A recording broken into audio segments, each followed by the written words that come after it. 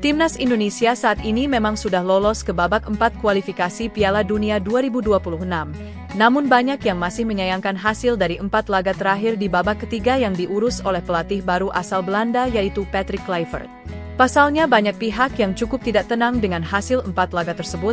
Dalam 4 laga bersama kepelatihan Patrick Kluivert, timnas dibobol sebanyak 11 gol dengan hanya memasukkan 3 gol saja ke gawang lawan.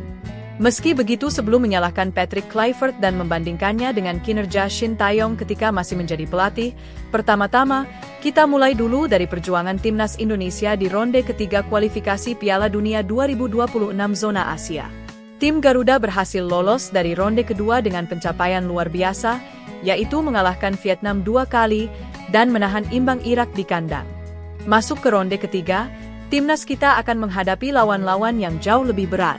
Berdasarkan hasil drawing, Indonesia berada satu grup dengan tim-tim kuat seperti Jepang, Australia, dan Arab Saudi. Tapi justru disinilah kerja keras Shin Tae-yong diuji. Di awal babak ketiga kualifikasi timnas berhasil menahan imbang 2 tim unggulan yaitu Australia dan Arab Saudi. Lalu di pertandingan ketiga dan 4 saat melawan Bahrain dan Cina timnas juga bermain baik. Saat lawan Bahrain timnas hampir menang jika tidak ada kejanggalan dari keputusan wasit yang kontroversial. Sementara lawan Cina timnas mengalami kekalahan 2-1 karena pelatih ST justru melakukan uji pemain yang tidak perlu, sehingga permainan timnas tidak optimal seperti biasanya. Di laga kelima meski kalah melawan Jepang dengan skor 0-4, permainan Indonesia mulai menunjukkan peningkatan signifikan saat melawan Arab Saudi, dengan kemenangan pasti 2-0 di kandang sendiri.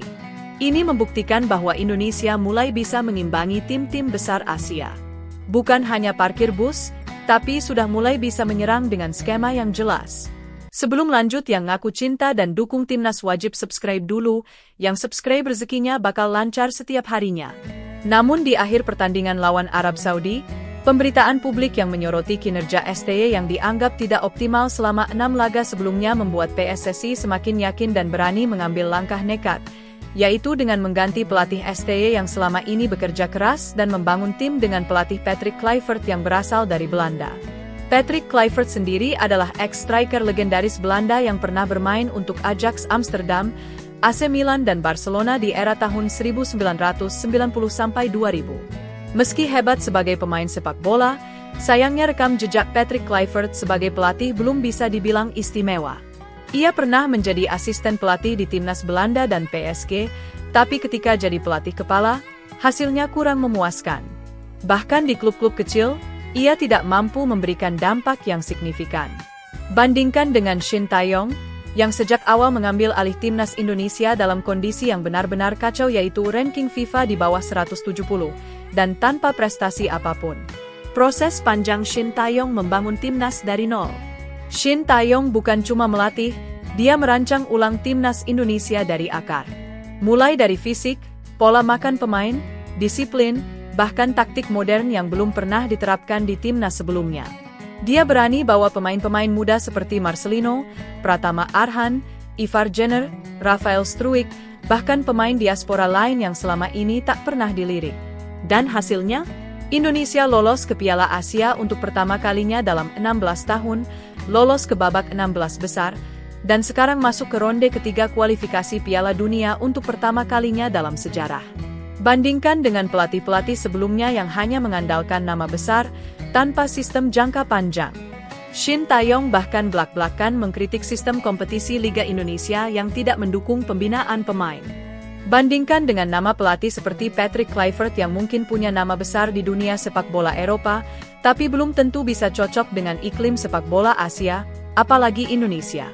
Sementara Shin Tae-yong sudah membuktikan diri mampu menyesuaikan, beradaptasi, dan mengangkat mentalitas sepak bola nasional. Ini pelajaran penting buat federasi dan publik. Jangan silau sama nama besar, tapi lihat rekam jejak, kerja keras, dan hasil nyata di lapangan. Jadi, kalau ada yang bilang pelatih Patrick Kluivert lebih bagus, kita boleh tanya balik, sudah sejauh apa dia membuktikan diri? Karena sejauh ini, masih jauh dibanding Shin Tae-yong yang bukan cuma pelatih, tapi arsitek perubahan. Dan jika ada yang bilang Patrick Kluivert itu pelatih yang jelek, maka memang sejauh ini hasil dan pola pelatihan Patrick dan tim besutannya belum membuahkan hasil yang manis, Maka jangan heran jika di babak keempat nanti banyak fans timnas maupun pengamat sepak bola menginginkan hasil yang menjanjikan, bukan cuma kemenangan 1-0 dengan sistem permainan yang kacau dan tidak terarah. Babak keempat nanti akan menjadi ajang pembuktian tim pelatih Patrick Kluivert dan juga keputusan PSSI yang berani mengganti Shin Taeyong di tengah jalan. Jangan heran jika Patrick gagal membuat timnas Indonesia lolos ke Piala Dunia di babak keempat. Banyak yang akan mencemoohnya, bahkan PSSI serta para pundit bola yang dulu koar-koar untuk ganti ST. Jadi bagaimana pendapat kalian? Sampaikan di komentar dan jangan lupa subscribe channel ini. Terima kasih banyak.